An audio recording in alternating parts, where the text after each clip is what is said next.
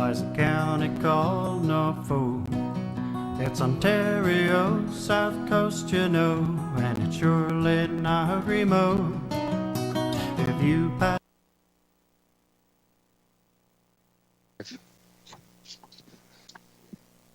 Okay, good morning, everyone.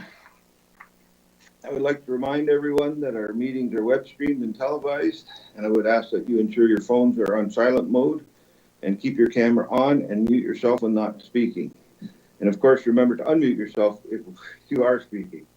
Please use the Microsoft Teams raise your hand feature icon to be called upon and to remove it after you're finished speaking. I now call the council meeting to order and would look for a motion for the approval of the agenda or any changes. Linda and Ryan, Councillor Fanandreesky, Councillor Taylor, all in favor? Carried. Today's agenda consists of a workshop style format for staff presentations related to council refresher orientation training, and this is an opportunity for educational information provisions to council. Members of council are requested to write down their questions throughout the presentations, and after each presentation there'll be a limited time to address some of the questions. Any questions that we're unable to be asked during the question period will be submitted to the clerk's office after the meeting. The clerk's office will compile all questions received, create a Q&A summary, and circulate back to all members for their information at a later date. We also welcome representatives from the province, including Chris Law, cultural consultant with the Ministry of Heritage, Sport, Tourism, and Culture Industries, who will be providing the presentation related to the heritage training as part of today's agenda. The agenda is before you for your approval with the addition of the heritage. Okay, sorry. Are there any declarations of pecuniary interest? Seeing none, we'll move on to the presentations. And I understand that the General Manager of Community Development, Brandon Sloan, would like to open today's orientation session. So I will turn it over to Mr. Sloan. Thank you very kindly, and greetings members of council and our Norfolk Heritage Committee. I just wanted to take the opportunity to also welcome Chris Lawless from the province, who's here today to help us with an informative presentation about heritage conservation in Ontario. This should provide a good framework for municipalities and a good joint session of getting our members of council and the Heritage Committee together.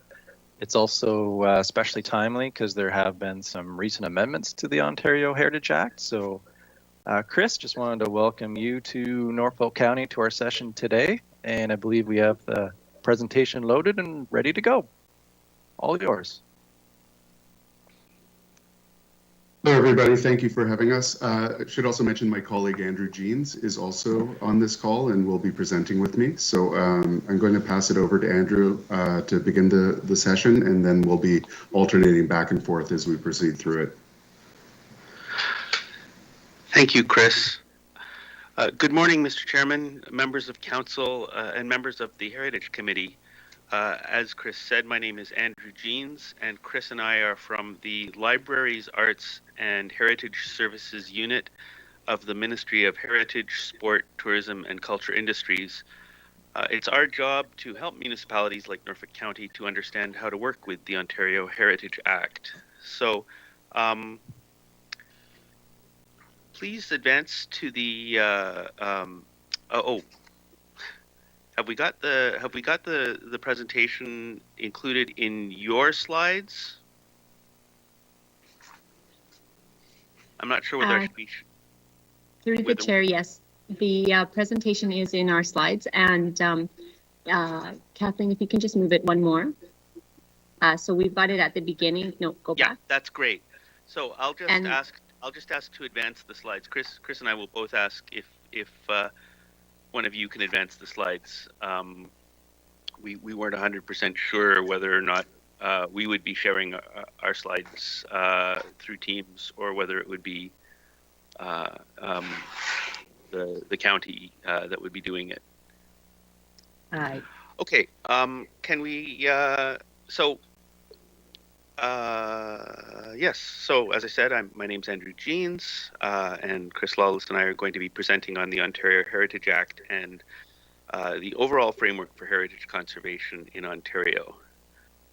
Can we advance to the next slide, please? So today we'll be giving you a very broad overview of what the municipality of Norfolk County can do to conserve your local heritage using the tools found in provincial legislation, as well as other tools that are not covered by legislation. Next slide, please. We'll begin the first section of the presentation with an answer to the question, what is heritage anyway? So our heritage is all the things that we value from our past and present and that we want to pass on to future generations. Heritage can be intangible, like a story, or it can be tangible, like a place or a thing. For the purposes of the Ontario Heritage Act, however, we focus on tangible places, including landscapes, buildings, and structures. And we have some examples listed there. Oh, sorry, go back to that side. While some parts of our heritage are old, age is not a requirement to be considered heritage. New places and things are part of our heritage too, if we value them. Next slide, please. So that's the what. Now let's get into the why of heritage conservation. Why do we do it? Well, we do it for education, to pass on knowledge to future generations.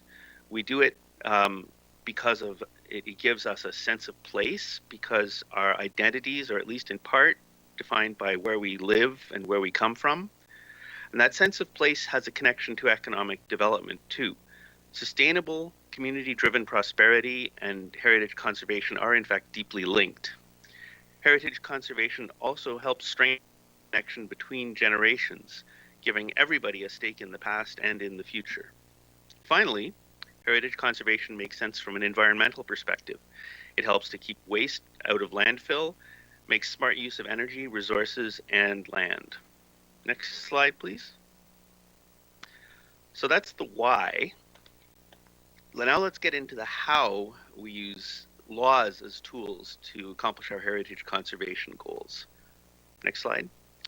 Let's start by looking at the major piece of legislation, which, as was alluded to earlier, was just recently amended. So the amendments have only just taken effect as of July 1st. This is the Ontario Heritage Act. Next slide.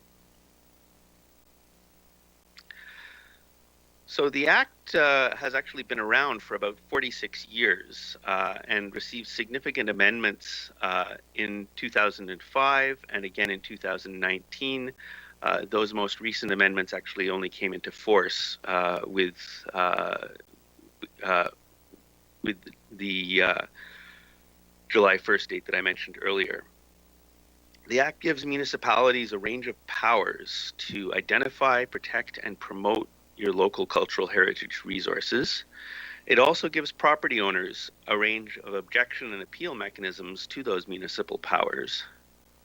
Outside the municipal sphere, the Act has provisions for provincially owned heritage property, for archaeological resources on land and under the water, and it also establishes a provincial agency called the Ontario Heritage Trust. And I'm now going to pass it over to my colleague, Chris Lawless, and he's going to take the next part of our presentation. Thank you, Andrew. Next slide, please. So, under the Ontario Heritage Act, the municipal clerk is required to keep an up-to-date register of properties of cultural heritage value or interest located in the municipality. The register must include all properties in the municipality that are designated under Part 4 or Part 5 of the OHA, as well as non-designated properties that council believes to be of cultural heritage value or interest. Next slide, please. Including properties on the register recognizes that the cultural heritage value recognizes their cultural heritage value in the community. It also provides interim protection for the property and helps to enhance our understanding of the community's cultural heritage. The register also functions as a planning document for municipal decision makers, land use planners, property owners, developers, as well as the general public. Next slide, please. The Ontario Heritage Act also allows properties that have not been designated, but the municipal council believes to be of cultural heritage value or interest to be placed on the register. This is commonly referred to as listing. Next slide, please. The municipal register is a planning document that can be consulted by municipal decision makers when development proposals or permits are being considered. It provides an interim protection that allows time for the municipality to more fully evaluate the cultural heritage value of a property and to determine whether to begin a designation process in order to protect the property in the long term. And now I'm going to pass it back to Andrew. Thanks, Chris.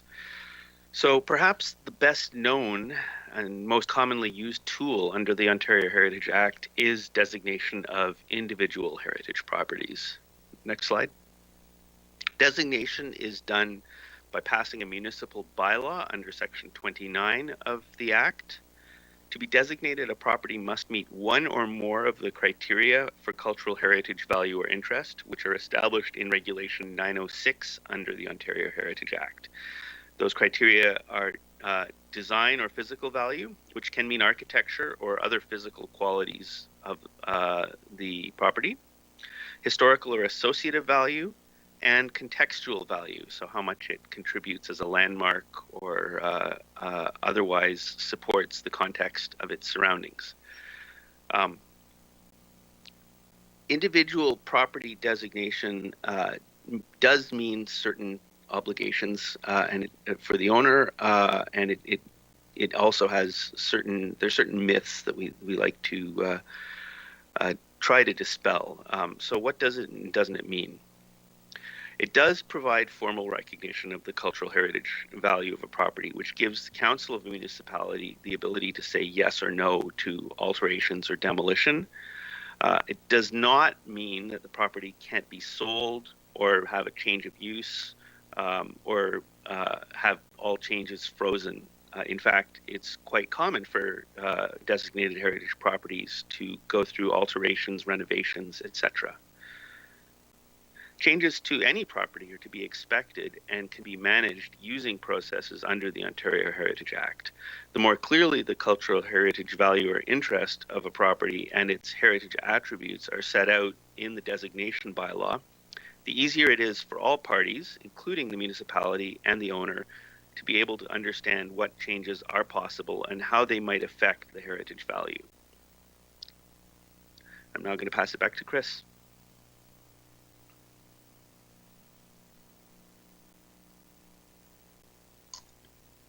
Okay, so the designation process involves 6 key steps under Section 29 of the Ontario Heritage Act, and that involves identifying, researching, serving notice of the intention to designate, passing and registering the listing the property on the register, and then finally serving notice of the designation to the OHT. Next slide, please. The designation bylaw must include the municipal address of the property, a legal description of the property, a site plan, scale drawing, description in writing, a statement of cultural heritage value or interest of the property, and finally a description of the heritage attributes that explains how each attribute contributes to the overall cultural heritage value or interest of that property. Next slide, please. The description of the property defines what will be designated in the bylaw so the property can be readily ascertained. The legal description of the property is required to register the bylaw designation against the property in the Land Registry Office. The designation bylaw must identify the property by first identifying the location of the property in the municipality, identifying the general character and aspects of the property intended for designation, and then describing what on the property has been identified for conservation. So this could include structures, design features, as well as landscape elements. Back to you, Andrew. Thank you. So next slide, yes. The Statement of Cultural Heritage Value or Interest sets out which of the three criteria, and it can be just one or it can be all three or any combination. So which of those criteria the property meets and why. It's not meant to be a detailed history of the property and should be primarily made up of qualitative statements such as a good example of the Queen Anne style of architecture, or linked to the early history of farming in the community, or a highly visible landmark on Main Street. Those are the kinds of value statements that one would expect to see in the Statement of Cultural Heritage Value or Interest. Next slide, please. The heritage attributes are the tangible features of a property that support its cultural heritage value or interest. If it can be altered and its alteration would affect the heritage value of the property, it is likely that it is a heritage attribute. Attributes have to be linked to the values identified in the Statement of Cultural Heritage Value or Interest, which, as I said before, are linked back to the three criteria in Regulation 906. Next slide, please. Owners of designated heritage properties have to get written consent from council for many types of change to their property. Some municipalities have established a formal heritage permit process, while other, typically smaller municipalities, handle property owner requests more informally, as long as it's done in writing. If council refuses permission or sets conditions to which the owner objects, then the owner can appeal council's decision to the Ontario Land Tribunal. And I'm going to pass it back to Chris.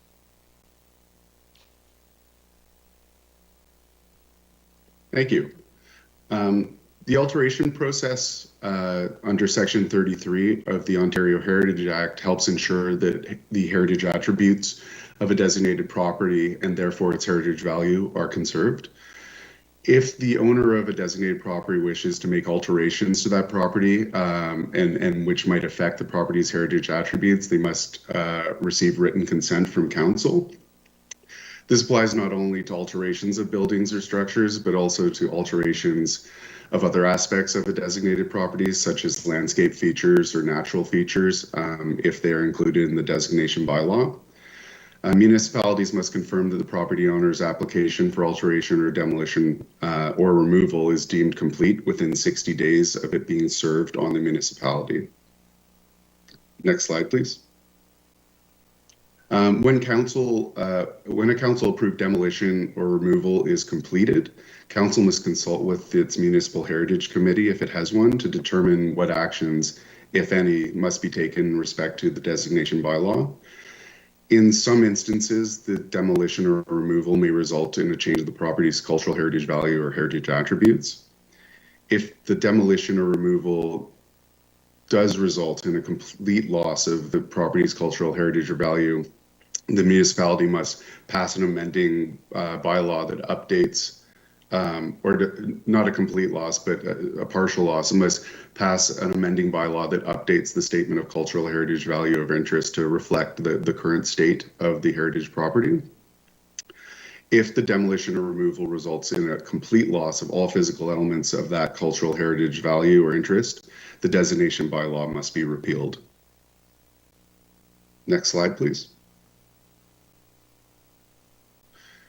Amending bylaws. Over time, municipal councils may need to update different parts of an existing designation bylaw. The bylaw may need to be amended because of changes affecting the Statement of Cultural Value of Interest.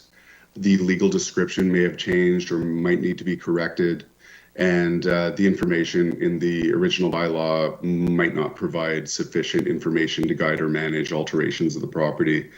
This is usually the case with older designation bylaws that don't include much information.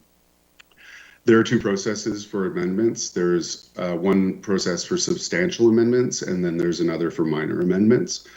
The Ontario Heritage Act sets out a process to repeal a designation bylaw, and this can be initiated by either council or the property owner. And I'm going to pass this back to Andrew now. Thanks. Previously, objections to a notice of a property were referred to a body known as the Conservation Review Board. This body no longer exists. As of July 1st, objections to a notice of intention to designate are actually referred back to council for its consideration. This also applies to notices relating to the amendment or repeal of a designation bylaw. Next slide, please. Final council decisions on designation-related matters are appealable to the Ontario Land Tribunal. This includes passing a designation bylaw, amending a designation bylaw, and repealing. Council must forward certain prescribed documents recording its decisions under the Ontario Heritage Act to the tribunal in the event of an appeal, and tribunal rulings are final and binding on council. Back to Chris. Thank you. Next slide, please. So heritage easement agreements are another way of protecting heritage properties. The Ontario Heritage Act empowers municipalities as well as the Ontario Heritage Trust to enter into heritage conservation easement agreements with willing property owners.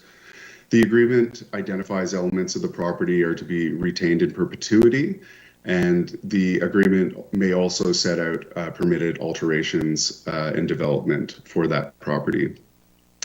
Easements can be used to protect exterior as well as interior features, as well as landscape features, and they can ensure good stewardship practices continue with each subsequent owner. It sets out the requirements for maintaining the property or a specific heritage feature and requires the property to be properly insured. The agreement is registered on the title of the property and is binding on all future property owners. And back to Andrew. Heritage conservation districts are an increasingly popular tool for managing change in larger areas with multiple properties that have a cohesive heritage value. Heritage conservation districts are enabled through Part 5, Section 41 of the Ontario Heritage Act. Properties within a district are subject to design guidelines contained in a Heritage Conservation District Plan, and they require municipal approval for alterations, demolitions, removal, as well as for new construction. At last count, there were 134 Heritage Conservation Districts in force in Ontario, including the one you see here, which is the Courthouse Square in Goderich. These Heritage Conservation Districts may be commercial, residential, institutional, rural, or a mix of different uses and property types. Next slide, please. Aside from the Ontario Heritage Act provisions, a Heritage Conservation District must be enabled by a municipal official plan policy under the Planning Act.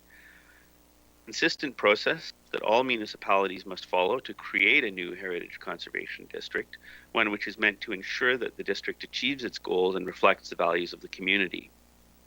A one-year Heritage Conservation District study bylaw can allow a municipality to manage change in an area under study as a potential district, but should be used with care.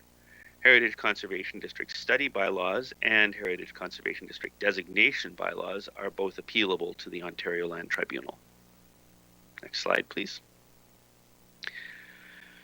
A Heritage Conservation District plan is critical to the success of the district and has certain mandatory components. Not every kind of alteration to a property needs to have a heritage permit. The plan can specify minor alterations that don't require permits, such as landscaping or routine maintenance to properties. And interiors of buildings are not subject to controls under a Heritage Conservation District plan. Next slide, I'm going to pass it back to Chris. Thank you. Next slide, please. Municipalities can offer grants and tax relief to owners of eligible heritage properties. This is done by passing a bylaw creating a heritage property tax relief program under the Municipal Act. Tax relief programs are intended to support ongoing maintenance and conservation of designated heritage properties. municipalities are able to adapt this program to suit the local circumstances. So, for example, they can set the amount of tax relief they wish to offer. This would be between 10% and 40%. As well, they can also develop eligibility criteria to those prescribed in the legislation. And back to Andrew.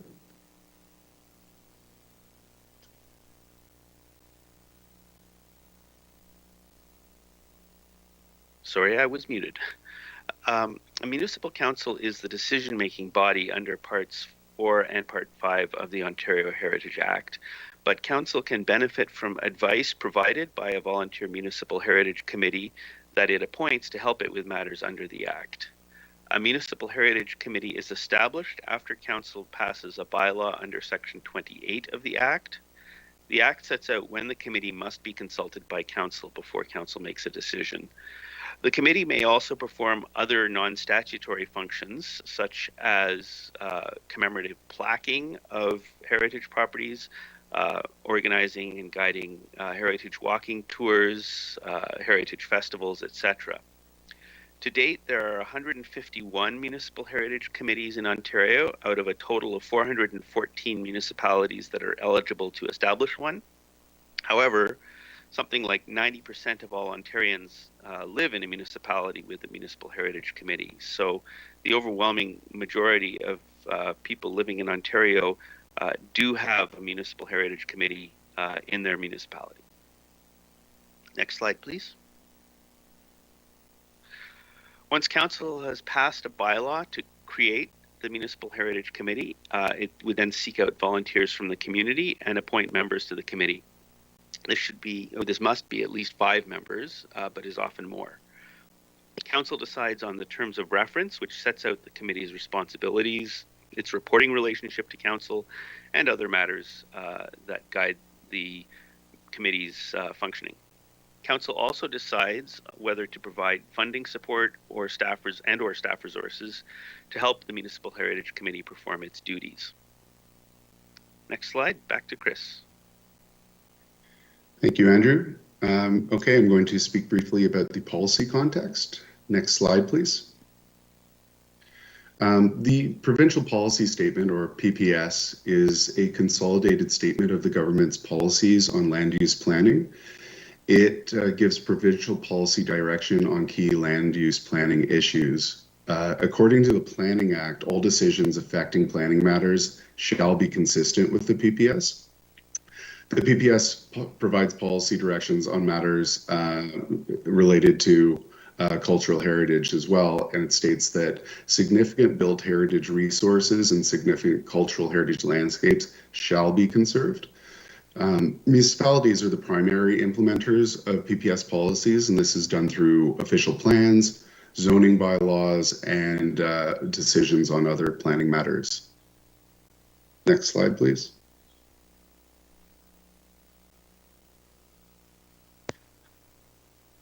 Oh, sorry, back one slide, yep. Please. The conservation of heritage resources is also reflected in provincial legislation, such as the Planning Act and the Environmental Assessment Act.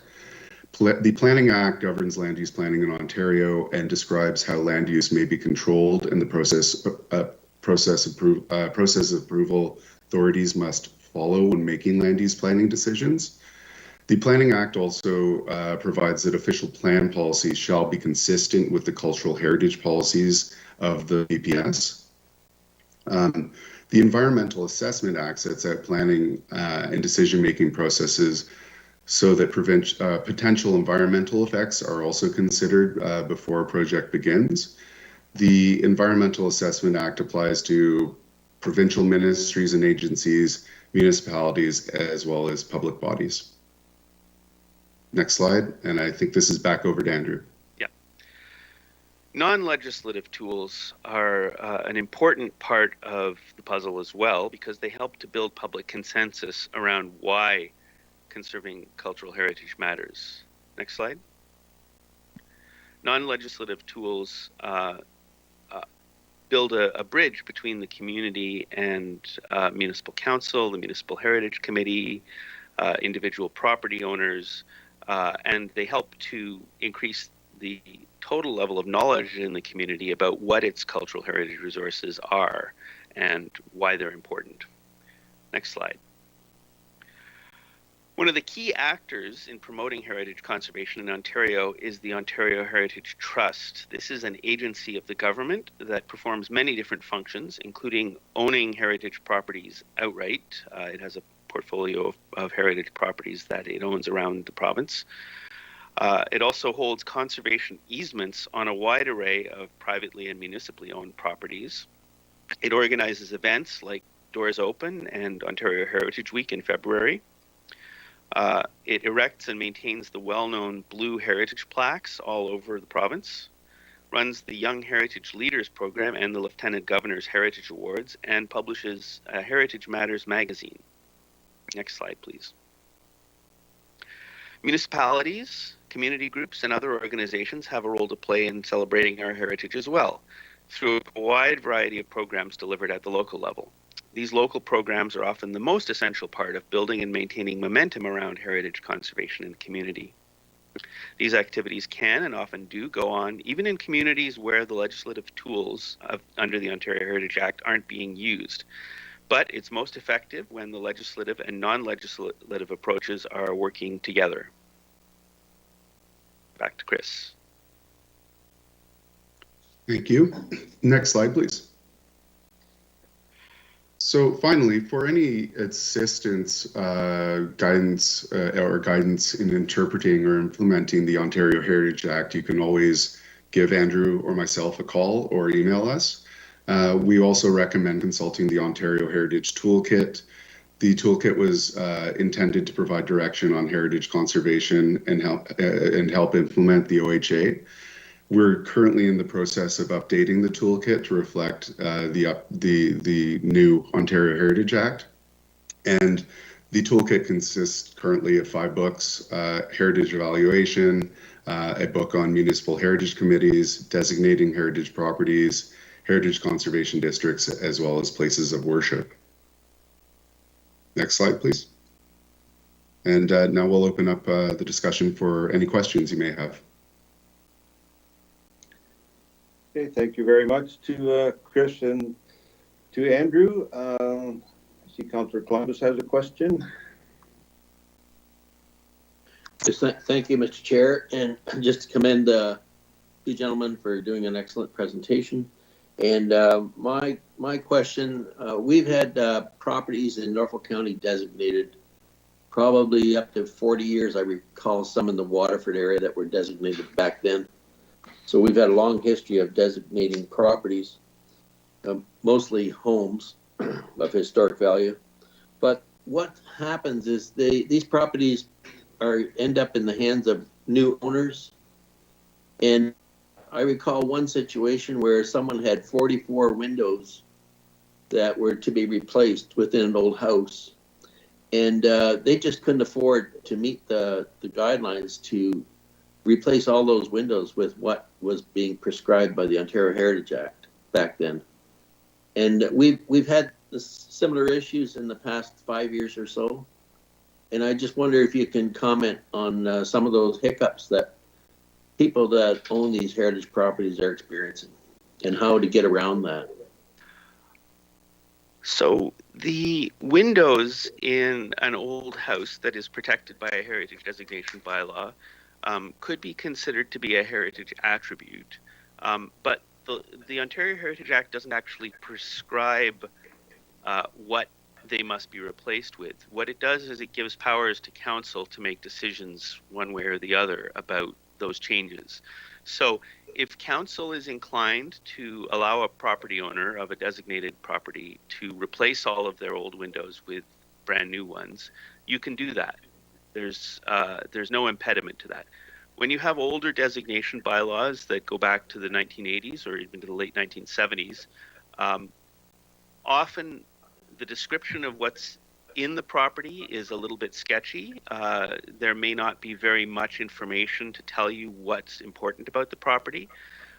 We often recommend that if a property owner is coming forward to make alterations that are of a significant nature to their property, that you look at the bylaw and consider amending it to update it to current standards. And that would include providing a detailed list of what the heritage attributes are of the property. Finally, just with regard specifically to windows, this is a contentious one, and it's nothing to do with the Act as such, because as I say, Council has the ability to approve the wholesale replacement of all windows if it is inclined to do that.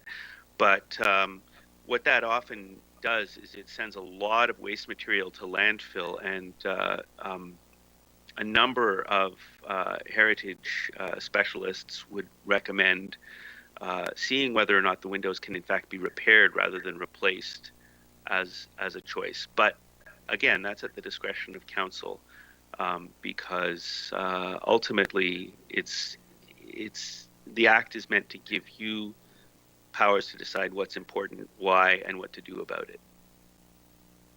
Yeah, thank you for your answer, and I'm sure if the applicant was still there today, I'm sure that you would be getting or Council would be getting a request for looking back into it. So appreciate your answer. Thank you. You're welcome. Anyone else have any questions? And again, I haven't got everybody pinned. I don't have everybody on my screen, so yeah, give a little shout out if you got a question. Linda?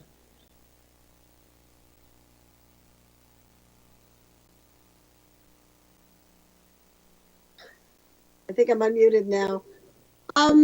Yeah, what I'm noticing is that there's been a change in policy, bringing it back to the council so that they have the tools to be able to deal with the act themselves.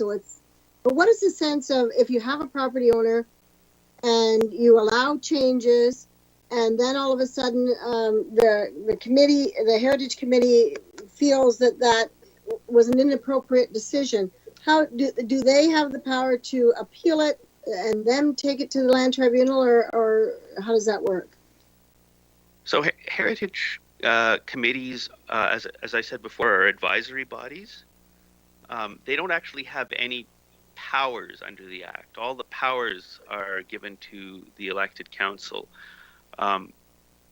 Citizens, any citizens, can appeal council decisions to the Ontario Land Tribunal. So it wouldn't necessarily be appropriate. It would not be appropriate for a member of a municipal heritage committee speaking as a member of the committee or on behalf of the committee to appeal a council decision.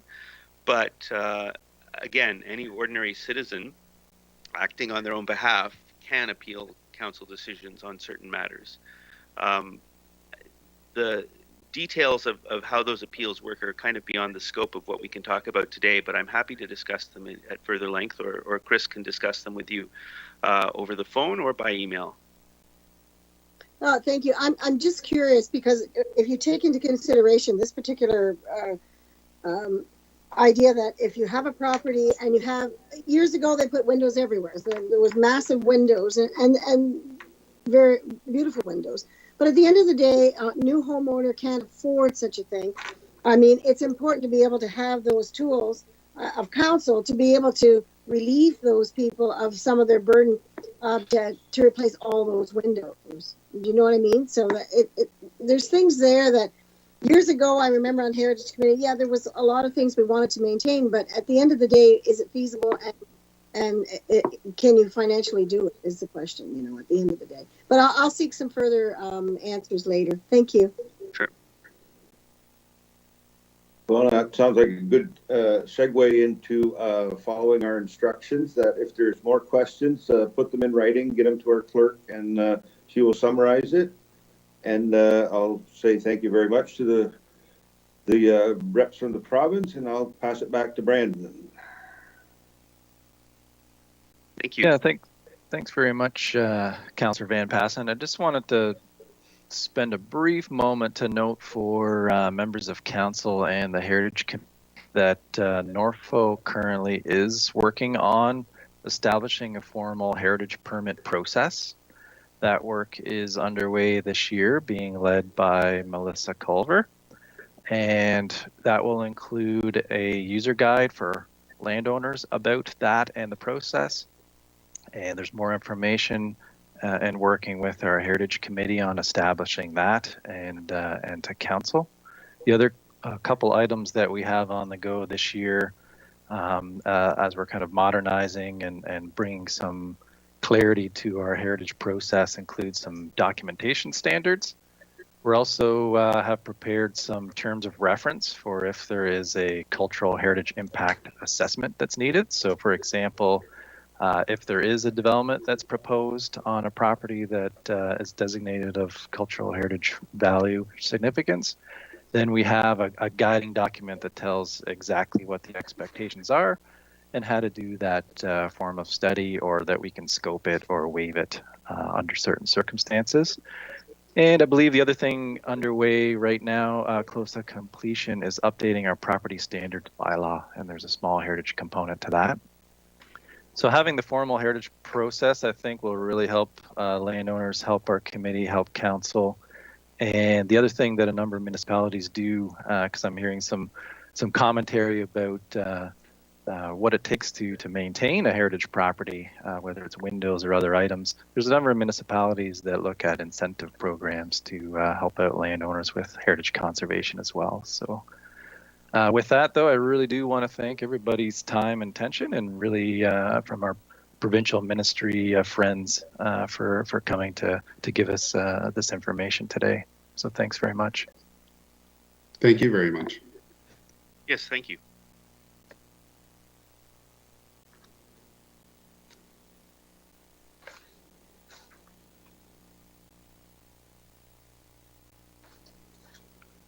Okay, so I guess we move on then to the next section of our agenda, that community development.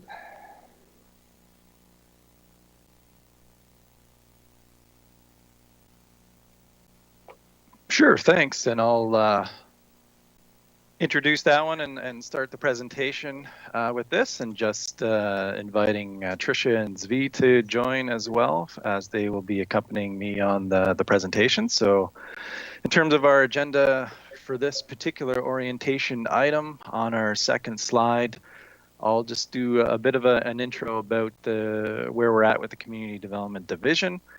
And then what we really wanted to talk about today is some of the items that typically come to council, so that we have that as part of this orientation. You're seeing a lot of planning reports from last year, this year, and especially in June and July.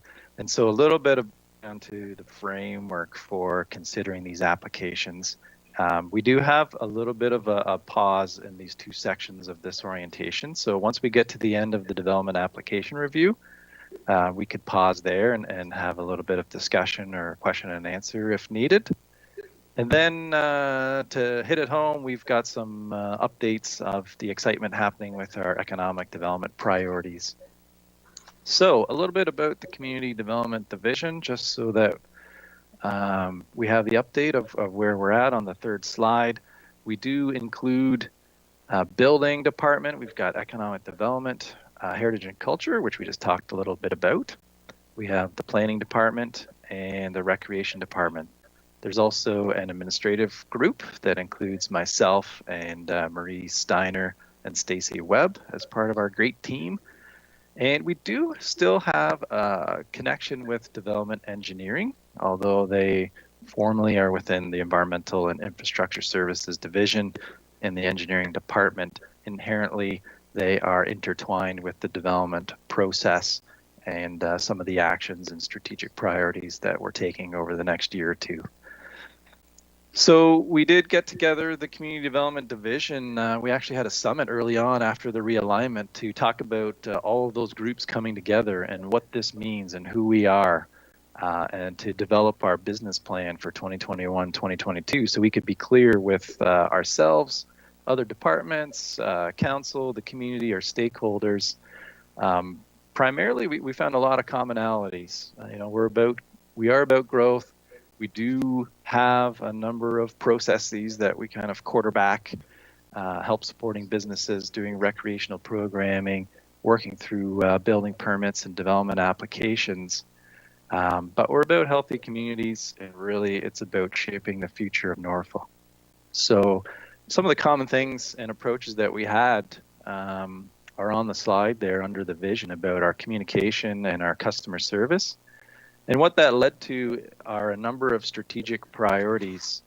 And these strategic priorities have an interesting font that is translated differently on this presentation, but it relates to technology for public-facing access. So this is talking about our Perfect Mind release and going live. This is talking about our City View portal. These are things that we need to get so that landowners, those going through the permit or development process, can easily submit stuff, easily pay for stuff, and find out where their permit or their application is at, and get some faster answers to that. And it also will help with efficient process.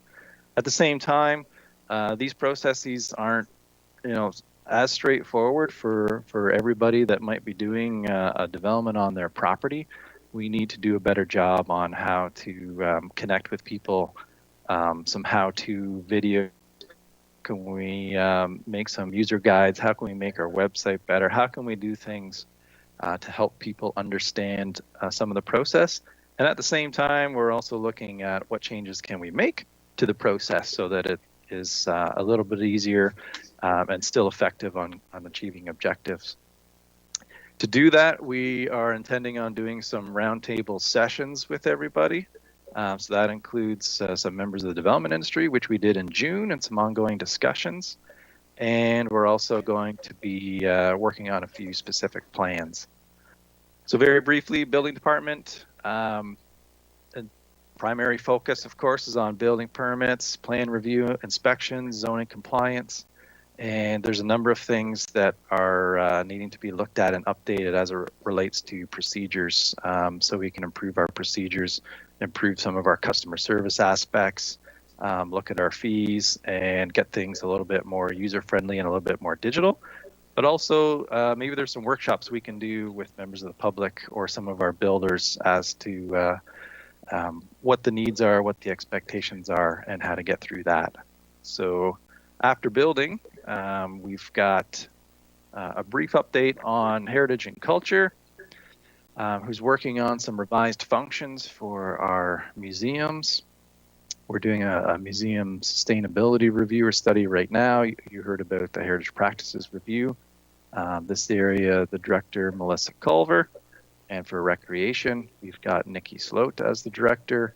And they are busy now, also getting ready for step 3 of the provincial framework as it relates to our aquatics, our multi-use facilities, what it's going to mean for getting the ice back going again, seniors programs, summer camps. There's a lot that's happening, and some updates and reviews that we're doing. After that, we've got the planning department, and we're going to hear a little bit more today from Tricia about some of the planning framework and the development process. This group is humming along. We do have a lot of new folks, and they are cranking out a ton of reports that are coming to council, as you're seeing, along with a number of other items, and dealing with a ton of inquiries. And at the same time, we've set up a group that can work on some of these critical projects and plans that need to be undertaken. And so with that, we're going to hear about economic development later on. And they talk about some of the core services and strategic priorities happening there and related to the actual economic recovery plan. But we wanted to focus a little bit of today's and the orientation session about the development applications, as those come to you fairly often. I think we had 8 that were at the planning, at the public hearing committee last week, maybe another 8 to 10 reports that are on today. And then next week, I've got at least 8 to 10 more that are coming. So it's pretty huge. So on the land use planning framework, we'll kind of start at the top of the framework. And we'll kind of cover a little bit about the Planning Act, the provincial policy statement, our official plan, and the zoning bylaw. These things all have a connection and relate, and they're all things that you would see in reports as to when a development application is being reviewed. They're assessing all of these documents and guiding components, and they're also items that are influenced by the long-range planning, the master planning, and of course there's other legislation like the Ontario Heritage Act that we heard about that are components of this process. So starting with the Ontario Planning Act, these are some of the sections that you might hear quoted or mentioned from time to time. Official plans are given certain direction through section 16 and beyond, and then amendments and zoning bylaws happening with section 34. A lot of the site plan guidance and the clauses are in section 41 and section 51 for subdivisions. Committee of Adjustment is also authorized within the Planning Act as it relates to minor variances and consents. And this is also where things like conveying land for park and doing community improvement or community improvement plans are kind of born out of. And in this presentation, there is a little graphic on the side sometimes that has a title page. That's a hyperlink. So if you really want to dig into the details of all the clauses of the Planning Act, feel free to click on that and have some happy reading. But very briefly, I just wanted to touch on some of the provincial items. Yep, next slide's fine. So under section 2, where it starts to introduce matters of provincial interest, and it's important that council is aware of those and carrying out the responsibilities under the act, and for any of the local boards or even staff when considering site plans and other matters, and the Committee of Adjustment as well. So under section 2, it lists out about 20 different matters of provincial interest. And under section 3.5, I believe there's some direction that decisions need to be consistent with the provincial policy statement and with any provincial plans, or at least not conflict with any provincial plans that may be in effect, of which our area does not have many. So on the next slide or two, this just kind of shows the balance and all of the range of when we're doing these decisions. And when you see the planning reports that have some of this commentary in them or appended to them, they are looking at how are we protecting our natural heritage system? How are we considering and protecting our agricultural resource? What are we doing to make sure we're looking at and promoting the full range of housing? How do we conserve heritage? Efficient use of infrastructure as a component, and looking at that orderly development is a key growth management and healthy community principle. On the next slide, there's some additional items that are looked at and considered as well, and sustainability, location of growth, coordination, resolving. I mean, some of these items are right in there, and so it's inherent in the planning process when it talks about resolution of conflicts and coordination. That is part of the process. There are competing priorities. There are different policies, and you have to look at what is best in the overall public interest. A key feature, and this is important, of course, for our councils, ensuring the financial and economic well-being. This is a key component when making some of these decisions on where we're growing and how our development is going to be. We need to make sure that we are on good financial economic grounds with our decisions, and that's a key component of growth management. So on the next slide, then this is the final one for the provincial policy statement. Really, this is a policy guiding document that captures all of those matters of provincial interest, and it puts them into policy statements and guiding objectives about the planning horizon, how far we're looking into the future for our policies, our land supply, where direction about settlement areas, our economic direction, our natural and cultural heritage, natural hazards, infrastructure, climate change, all the words that are on that slide there, including looking at housing and transportation systems. There's a lot of direction that comes from that we take into account with our development process, but also in our official plan when we're looking at building strong, healthy communities. And so the next transition to official plan, with that, I'll turn it over to our Director of Planning, Tricia Gibbons. Thanks, Brandon. And just to note, you would have seen the PPS was updated last year. So part of the exercise in our current official plan will be a conformity exercise. So continuing on with what Brandon was indicating, our official plan is required to be consistent and have regard for provincial legislation as well as the PPS. And it really is the guiding tool for growth over the next 20-year horizon. The official plan that we work from right now was approved in 2018, and it highlights these areas. So it's a guiding policy document around community structure, natural areas, economy, etc. The vision statement identified in our official plan that was created collaboratively was striving to balance the balance piece for the commitment to land and the emerging opportunities for growth and development. Within our official plan, there's 5 overarching goals with a number of objectives underneath each of those goals. And these are really linked to the county's strategic plan. So again, similar to what was in the P, but these are really made in Norfolk goals. So economy, rural and small town character, infrastructure, but essentially having a well-governed plan in a sustainable county. So if we go to the next slide. So the purpose of this slide is to really illustrate our community structure. And aside from the little dots of red and the larger yellow blobs, you'll see the majority of Norfolk County is white, and these are our rural areas. And within the rural area essentially is 3 core components: is our agricultural lands, hazard lands, and provincially significant wetlands. But the majority of the Norfolk County is identified as agricultural. At the bottom, we have our Lakeshore Special Policy Area, and then a mixture of urban, hamlet, and resort areas.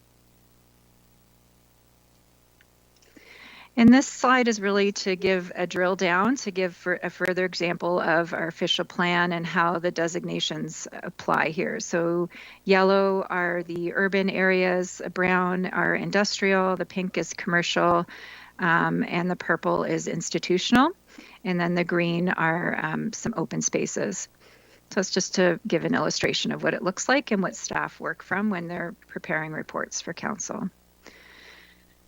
And then the text that's associated with those designations. So there's multiple layers. So identifying permitted uses, the related land use policies, and then opportunities for site-specific policies. So where somebody's gone and requested an amendment to the official plan, and with appropriate justification, then we have those site-specific policies within the official plan.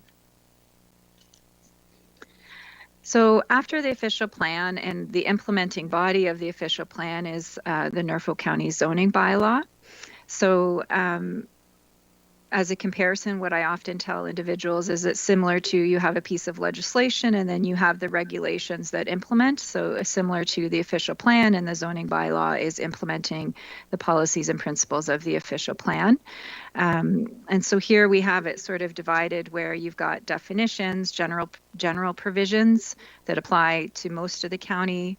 We have specific parking provisions, and then our specific zones. And then again, there's opportunity for special provisions where somebody's made an application for a very specific use.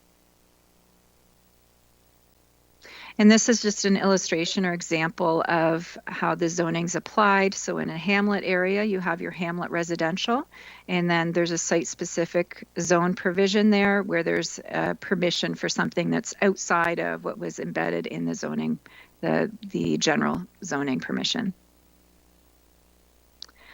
So here we're just trying to illustrate the framework. So going back to the official plan, things that feed into the creation of the official plan beyond those provincial requirements.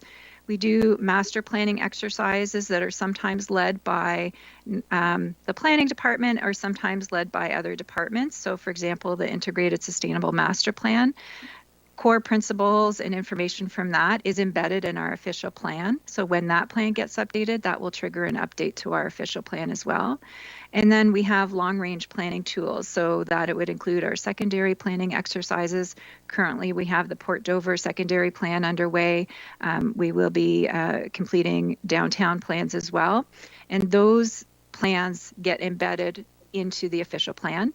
And then other exercises such as our growth study, which has just recently started, or other work, those all feed into the official plan as well. So I think we have a slide here for question and answer. We can do that, or I can continue carrying forward. We can do questions at the end. Yeah, maybe carry forward, Tricia, on we got a few slides on the development process, and then I think we'll pause there, just cognizant of our overall time, I guess. Thanks. Sure.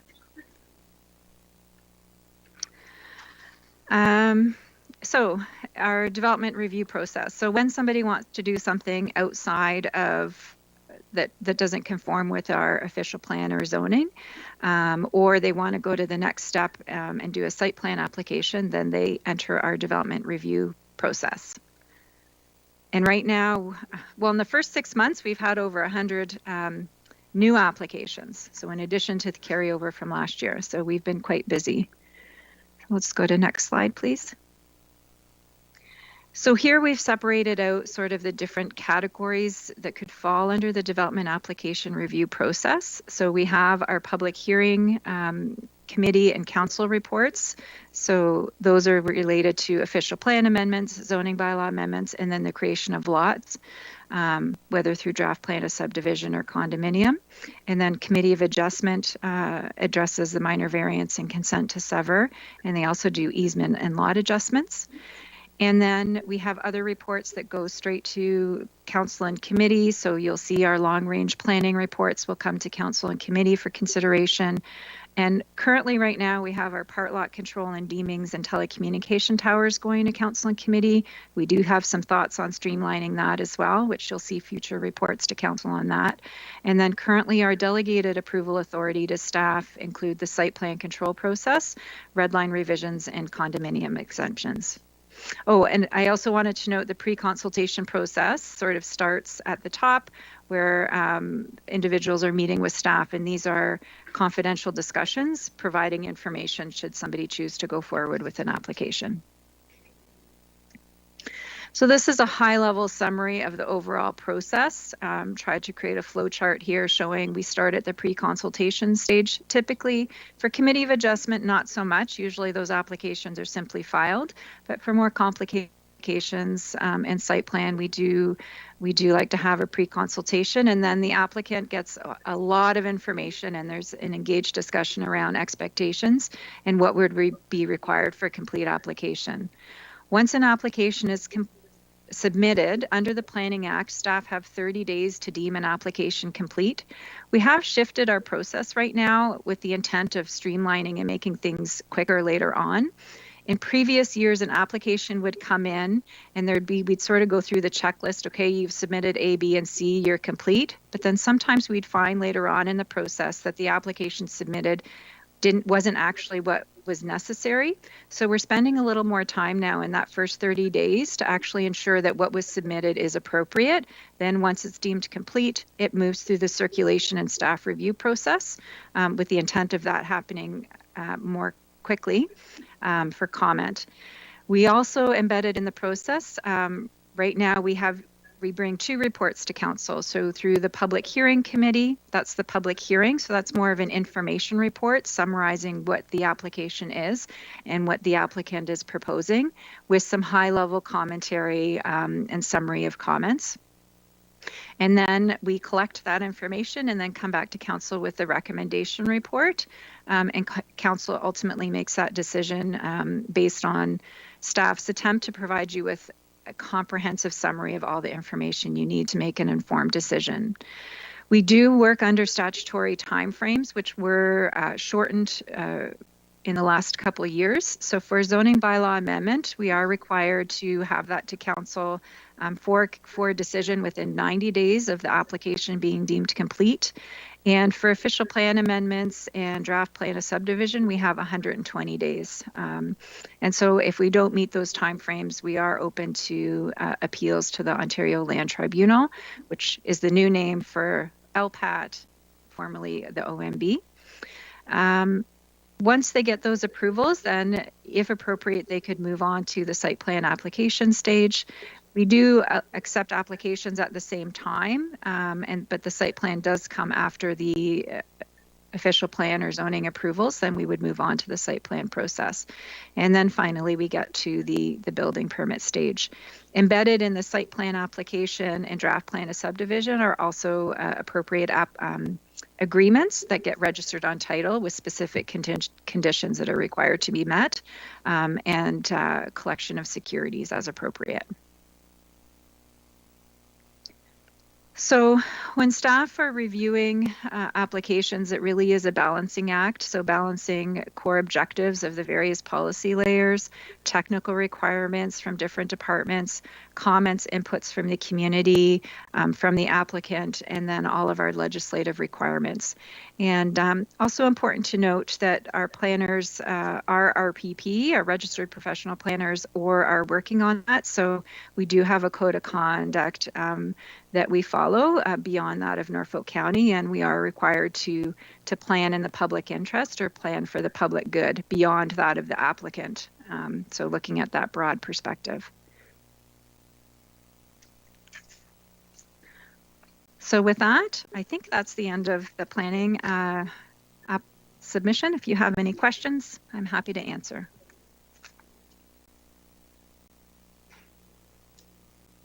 Any questions for staff?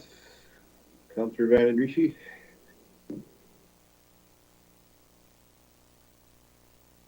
Are you muted again, Linda?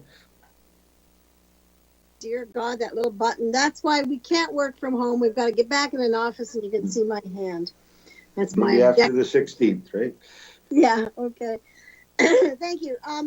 The presentation is very well done. I appreciate it, except for the font. I don't know who your proofreader is, but maybe you should go do that.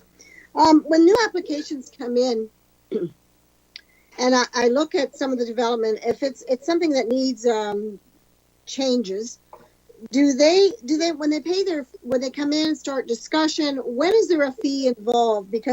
And is it a non-refundable fee? Like, I'm just curious about when people come in and they want to develop something.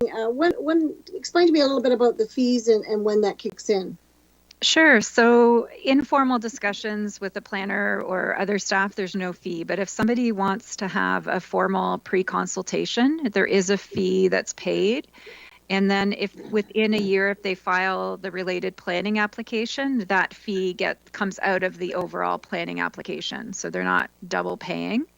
That the comments for the pre-consultation are good for 1 year.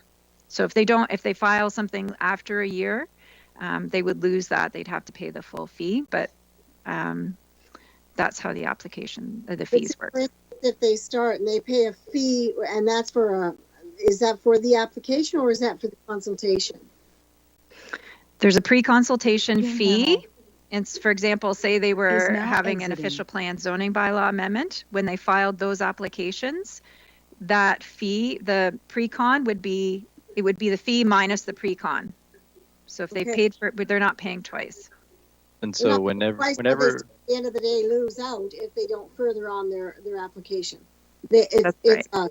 Right. So give me an example amount. The fee structure, oh geez, I don't have it. Well, Trisha's looking that up just to supplement. Part of what the staff do when an application comes in is they assess it and have to deem things complete. And so part of that deeming it complete is the payment. So they need to make sure there's the correct payment at the time and that they have the correct technical studies, or that it's okay if we circulate it with the technical studies as they've been submitted, which sometimes is a bit of a challenge, to be honest, in the process. It takes an applicant and a consultant to submit the items that have been requested to be submitted at that pre-consultation accurately, and then that makes the process go much more smooth. So But at a pre-consultation, is there no opportunity for, say, a young developer who's just starting out, he's, got his credentials, whatever, and he's starting out, is there no time when they can come to the county and say, give me some advice, or can you walk me through this? Is there no... Yes, absolutely. All the time. Yeah. So they, right now the counter is not open. So typically it's a call and there's a meeting time arranged or a teams discussion. Yeah, absolutely. You don't have to, those conversations happen. So the expectation is when you're coming for a pre-consultation, you have a more formalized idea. But getting up to that point, yes, there's multiple conversations, or there should be with staff to get to that point. And then when you come at the pre-con stage, you've submitted what your idea is. It's a more formalized idea, and you're getting input from all the various staff departments on what the requirements will be on that complete application. And so there's a fee associated with that for two reasons, because there's staff involved. So there's staff time. Staff have spent time reviewing that. And then it's up to the proponent to decide. So typically at the pre-con, they know they're going to be filing an application. There's times where it's a little bit after a year, and we're supportive of, we're the hard line of a year. We've interpreted that loosely. But the fee for a pre-consultation right now is just $446. So it's not an overwhelming fee. No. And then that gets subtracted out of the application charge. Okay. Yeah, it comforts me to hear that there is an opportunity for, there's a lot of new developers, there's a lot of young people starting off businesses, and they really need that time to be able to consult first and then move on to the pre-consultation. So that makes me feel a lot better. So thank you very much. Yeah, if I can just supplement that a bit too, so that we're clear. I mean, staff are helping of the process, and I think that's, Tricia and her group are doing a lot of items right now to find some more user-friendly ways and ways that people can help understand the process more. We just have to be careful that we can't give a landowner like full advice and design things for them. And that's why there's like private engineers and private planners that can give them advice about what to do. We can talk about the process and what the objectives are and kind of help with that. But we just need to be clear that we can't like design every project for everybody if they don't have all of the consultants. I would never have that expectation, but what I would have of a county is to make sure that people can come to the counter and feel free to be able to have a discussion and a more welcoming, because we are a service industry. So it's really important for me that that public relation is good. And that's what I'm looking at. Yep. So I appreciate hearing what I've heard. Thank you. And I see Councillor Huffman has a question. Yes, thank you, Chair Van Pasten. My question is that in our packages, our council packages, we'll receive information that of the applications or things that are going forward to the Committee of Adjustment. My question is, how do we find out the results of those decisions? Where does that information, I don't ever remember getting any follow-up on that, or unless I'm missing a step somewhere. So the information should be on the website, but if that's a service improvement that we can do, if there's an interest in council to receive decisions or summary, we could certainly look into communicating that. But everything is posted on the website. And I want to note that we're in the process, as Brandon said, of kind of overhauling our website as well to make things a little easier to find. Okay. Yeah, because I'm just thinking, and there's been ones in the past regarding, lots being severed in the ward and people kind of asking about them and stuff. So that's where I would go, is I would have to go to the website to find out the result of that decision at the Committee of Adjustment. At this time, yeah. Okay. And Councillor Columbus. Yes, Councillor Huffman, at one time council did receive the results several years ago. Anyway, my question is with respect to if there's a major development or a controversial development, like a waste site in a certain ward, that type of thing. Is there any way that you can give councillors in that ward a heads up that this could be a major and controversial item to deal with, rather than all of a sudden being bombarded with a bunch of questions about it? Yeah, so I think I understand that in years pre-COVID, before I came here, there was a courtesy email that went to the ward councillor of a new application. And I understand, and I do apologize that over the last year, I believe that's sort of fallen apart. So we will be reinstituting that courtesy circulation when there's an application in your ward. But we can do better there for sure. Yes, it doesn't happen that often, but if it does get controversial, then, rather than read it on social media or that type of thing. I wanted to go back to building, if I could, Brandon. And if you can give us an update as to staffing in the building department. Are we meeting our deadline dates for getting building permits out? Because as you know, I've contacted you several times in the last couple months from builders who are concerned that they're not getting their permits quick enough. So, and what's happened is, in one case, this 6-week delay cost someone $20,000 to build a certain type of barn because building material prices were going up. And I know even in house building, this has cost some of the builders more money. So, over and above what they contracted for, so they've had to renegotiate the contract. Can you comment on my statement, please, Brandon? Sure, thanks. And to council, the short answer is that we are not achieving the timelines that we want to achieve and that we expect. They should be faster. Staff are working like crazy to get to all of the building permits that we have. We're at a certain point this year, we were 3 times the volume. And at that time earlier this spring, about 60% of the resources. We've taken some steps for that. There's a couple of key things. So 1 about the resources and 2 about the process. So on the resource end, and we've included an extra slides bonus content at the end of the presentation. So there is a slide I've put in there on building, on our statistics and our building team. So at one point in time, we had 3 vacancies.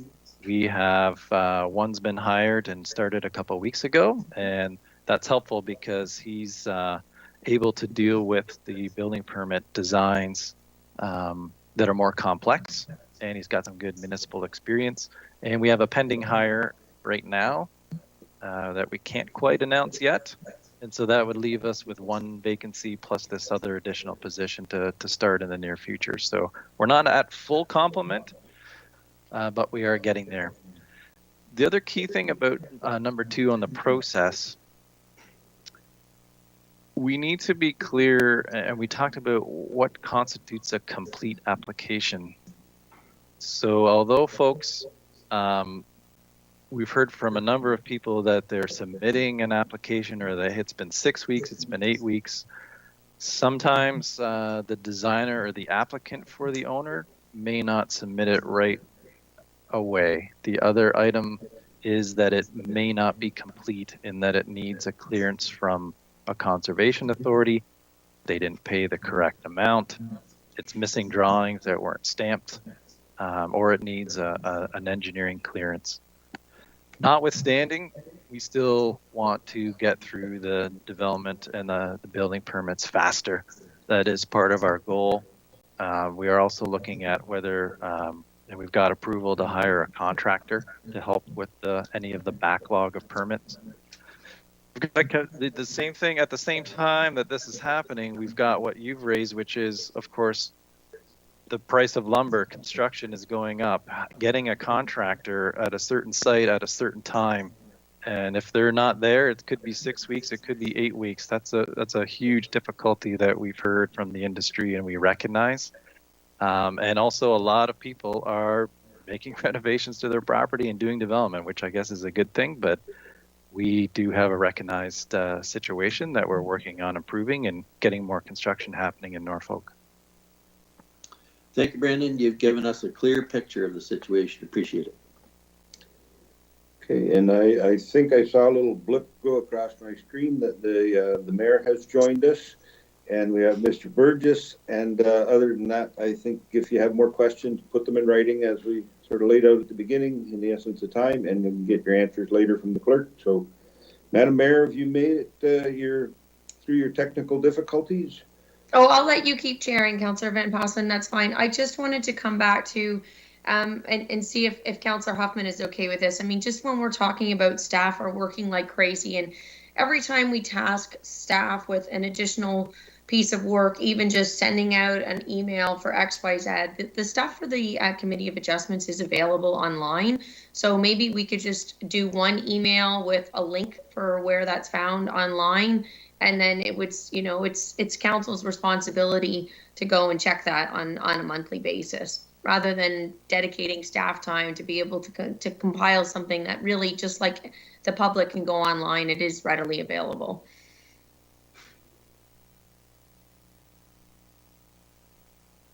Okay, and Mr. Burgess, you have a comment?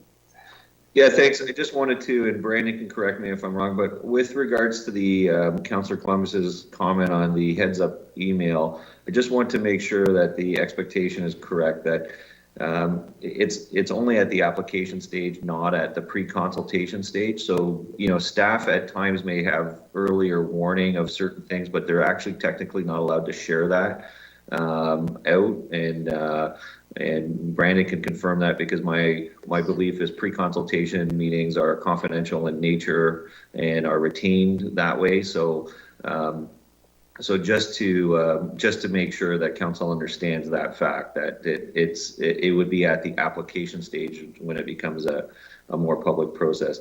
The other comment I would make is with regards to the volume and not meeting our not meeting our timelines or our service standards for building permits.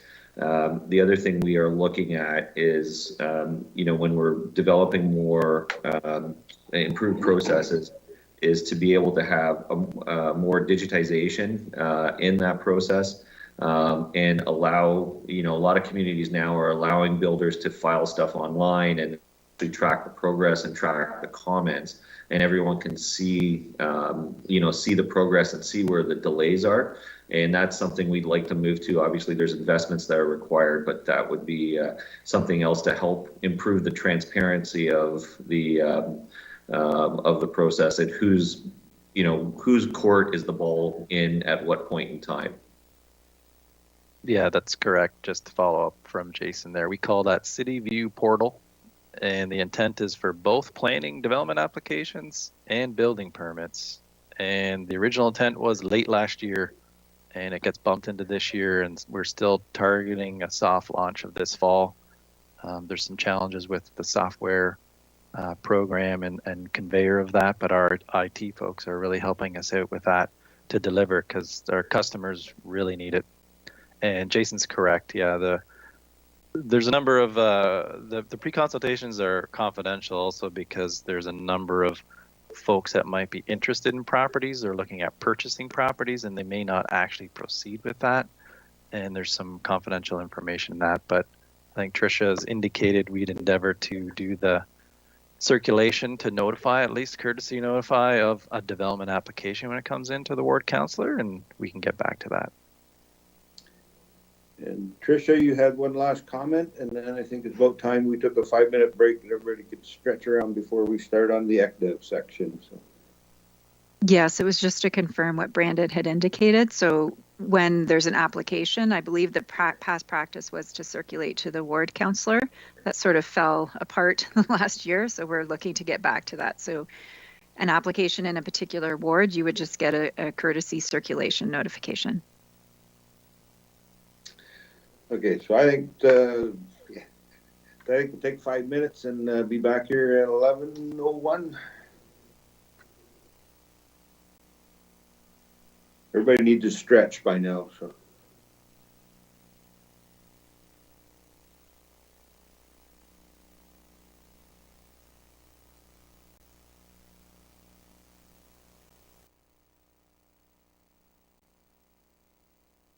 call it home. You'll see why we love it here and are proud to call it our own. Norfolk, Norfolk, a southern county home. Norfolk, Norfolk, we know you can't go wrong with the friendly folk of Norfolk. You won't be a stranger long. Take in the small town atmosphere, be amazed at all that we grow. Like our kids that go and see the world and can't wait to return home. Drop a line in a placid lake or stroll along the shore. Take a tour on a peaceful country road and bound to be back for more. Of Norfolk, Norfolk, my southern county home. Norfolk, Norfolk, we know you can't go wrong with the friendly folk of Norfolk. You won't be a stranger long.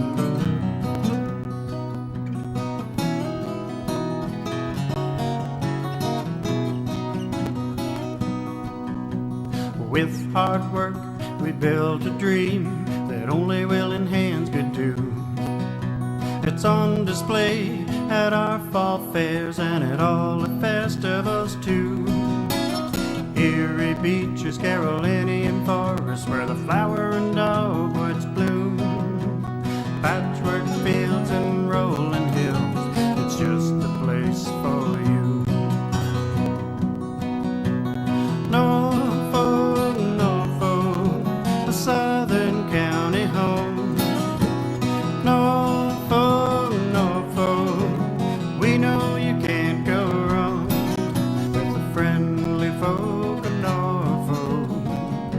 You won't be a stranger long. Norfolk, Norfolk, Norfolk, Norfolk, you won't be a stranger long.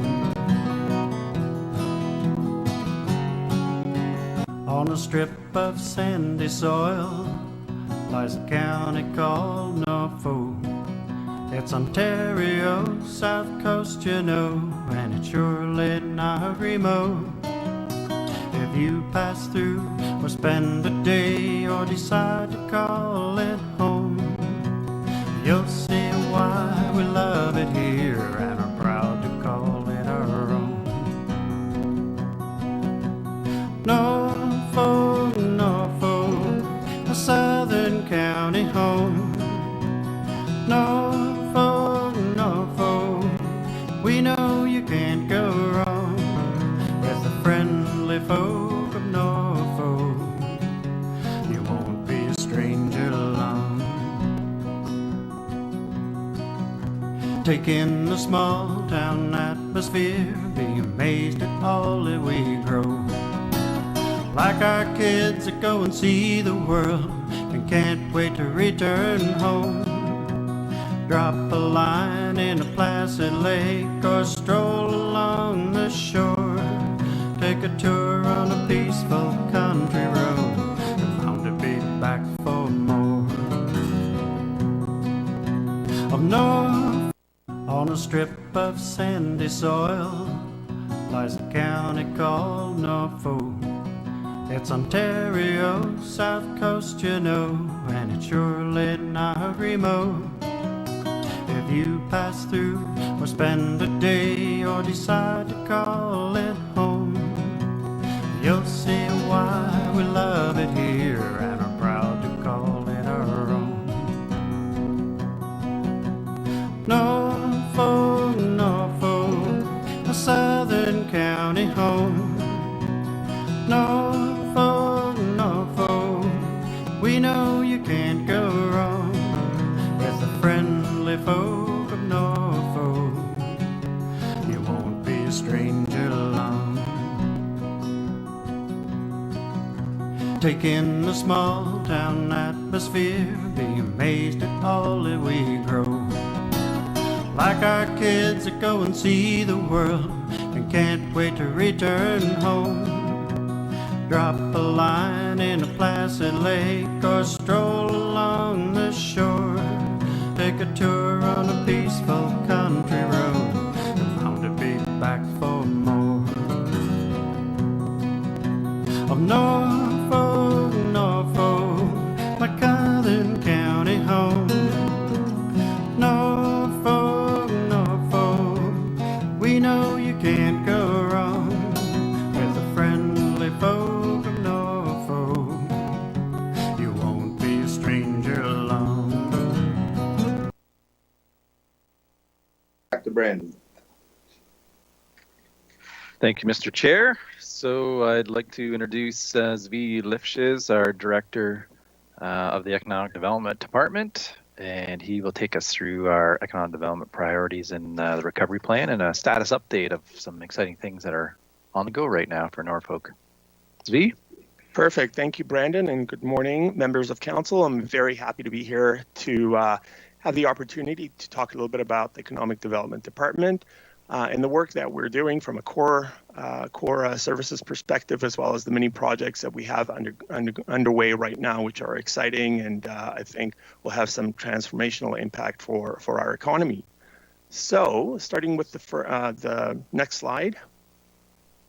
We'll start off with our core services. A lot of economic development organizations, this is their focus, as it should be. It's the core services that are delivered consistently and always. They're different from projects that have a beginning and an end. And so I wanted to just talk about some of the breadth of the core services delivered. So going left to right, we will start with business retention and expansion. This is our focus.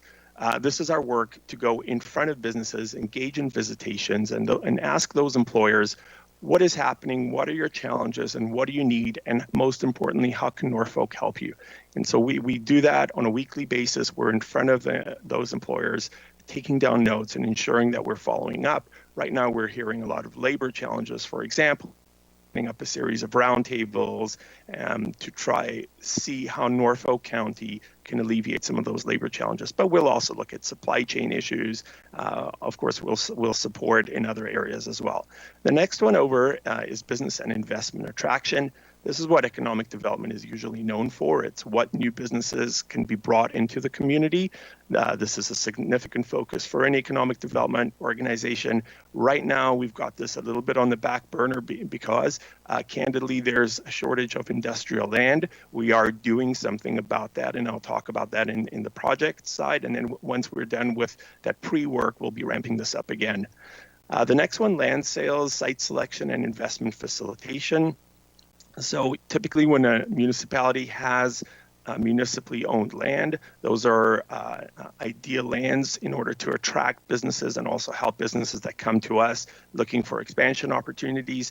Norfolk is effectively out. We're just finalizing the sales of our last municipally owned lands, and after that we'll be out. So we will be looking at what is next from that perspective, but also we do site selection when employers come to us and ask us to help find a site with a certain type of infrastructure, access, size, or even a building with ceiling height, et cetera. We will facilitate that, and we'll also help with recruiting and ensuring they can set up effectively. The next one is destination marketing. This is a tourism function. It really is about getting the word out about Norfolk County, the assets that we have, focusing on certain target markets. What are those messages that we want to put out there? And how do we increase both the number of visitors to Norfolk County, but also their spend and overnight stays? So that's a marketing function, and we'll talk a little bit more about that in the project section as well. The next one is research and analysis, and basically providing data. We collect a lot of data on employment, on occupations, on industries, and a breadth of other data sources, and we make that available to ourselves in our own decision making, but we also make that available to others that might be looking to put together a grant application or something like that. So economic research, really important. The next one is the Community Improvement Plan. This is a council-approved set of grants that the Economic Development Department is responsible for overseeing. And these are very specific grants that support the county's goals and council's goals. It might be focused on downtown revitalization, or it might be focused on diversification of farms. So very specific grants that are aimed at achieving very specific things, and it's built right into the official plan. And lastly, we've got our community partnerships, and that's both local partnerships with the various chambers and BIAs and community futures development corporations, but also on a regional level, we've got SWATC, we've got SCORE, we've got the Western Ontario Wardens Caucus, and others, the Workforce Planning Board, for example. So we are liaisons, but we also partner with them on multiple initiatives and projects. And of course, we are the liaisons to our two advisory boards, the Ag Advisory Board and the Tourism and Economic Development Advisory Board. Next slide, please. So those were the core services. Those are the things that economic development does as a core function of kind of supporting businesses and growing the economy. What this slide is, these are our projects. These are projects that will have a beginning and an end, and the purpose of these projects is to achieve a very specific goal. If we're looking to diversify the economy, or if we're looking to make the economy more resilient or more innovative, we'll proceed with projects. I won't go through all of them because there's quite a few here. The one with the green box is the economic recovery plan. That includes a number of projects within itself, so we'll spend quite a bit of time on that. Just really from what you see on this slide, there's a few I wanted to highlight. Bottom left corner, there's Project Microphone. Councillors would have heard of Project Microphone, but it is a 3-year pilot project effectively to implement a variety or a series of live entertainment events in Norfolk County throughout those 3 years to bring more people to the county, to brand Norfolk County as a destination for live entertainment, and very importantly, to be able to combine and package those live events with our tourism assets. So for example, somebody might buy a ticket for a show and also get with that a winery tour or a fishing excursion. We can of course bring hotels and restaurants into that, but the point is bring more people here, increase spend, push that spend to all parts of the county, and then also by connecting these things, you increase overnight stays rather than just day trips for tourists that might come to the day for the day, spend some time at the beach and go home and not really spend anything in the community. Top left corner, industrial land and building inventory. As I said, Norfolk County is effectively out of municipally owned land. So we are at this point trying to understand what private lands exist. What do those private lands have from an infrastructure perspective? Would the owners be willing to consider a sale? What would the amount of that be, the price of the land? And basically create that inventory that is detailed enough for us to be able to respond to a business that is either looking to expand or a new business that is looking to come into the community or that we've attracted into the community. We have a list of assets that we can promote through this project. Going on to the other side, kind of towards on the right side, towards the bottom end, we've got the brand strategy and collaborative tourism marketing plan. This was a project that was conceived in phases. So first phase had already gone forward. That looked at what assets do we have in Norfolk County from a tourism perspective, and what are the target markets that we should register given those assets, those unique assets. The second phase that we're entering into right now is more about bringing together the tourism stakeholders and operators in the community and saying, how can we partner together to do that kind of destination marketing? How can we work together, the county, with these businesses and operations to promote Norfolk County? And what are their priorities for our work so that we can together generate some scale and compete more effectively with some of the other municipalities where they have large players that have that scale by themselves. We don't have that. So in order for us to get something like that, we'll get together and collaborate on what it is that we want to promote to whom and how do we do it together. And then finally, the one right above that, I'll just note very briefly, transit is now part of economic development, the Ride Norfolk program. We have two projects right now on the go. One is to put advertising into our system. That's just to generate some additional revenue on the benches, but also on the buses themselves. But the other project is an app, a digital service that will allow us to transform our transit from a fixed route system to an on-demand system. And this will increase flexibility for our community. It'll increase ridership. It'll ensure that the utilization of the buses goes higher. We won't require more assets, but those assets will be better utilized, will be fuller, will increase our revenue, and will make the community, will provide a better service for our community. Given the types of volumes that we're looking at today, that makes sense. And so that's one of the initiatives ready to transform how transit works in Norfolk County. Other projects, as you can see, but we won't go into them today, and we'll jump into the economic recovery plan. So next slide, please. Okay, so the economic recovery plan was passed by council in December of 2020. It's made up of 4 parts. We've got the Buy Norfolk, Build Norfolk, Innovate Norfolk, and Recover Norfolk. Let's go through each of those and touch on some of the projects and the statuses. Next slide. Perfect. Okay, so Buy Norfolk. Ready, this entire part of the plan is aimed at promoting buy local and supporting small businesses in an effort to increase sales for those small businesses. Some of the key projects that are currently being worked on, the first one is Shop Norfolk. This project you can think about it as a local Amazon for Norfolk. We onboard vendors and businesses onto the platform, and we will also facilitate the delivery. That's what makes this project unique. We'll be the first ones in Ontario and very likely the first ones in Canada to take care of that delivery piece. And the delivery is really important. We've heard from other municipalities that have just put up platforms. The problem with small businesses that they encounter is everyone is used to Amazon and getting that delivery the next day or the day after. So it creates friction for a small business that needs to charge $10 or $15 for that delivery.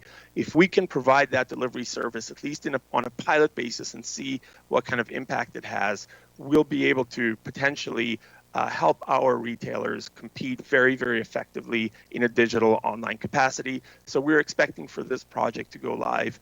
I really hope. We've had some delays with the delivery. It's very complicated to set up, but we're hoping later this week or early next week to go live with this project.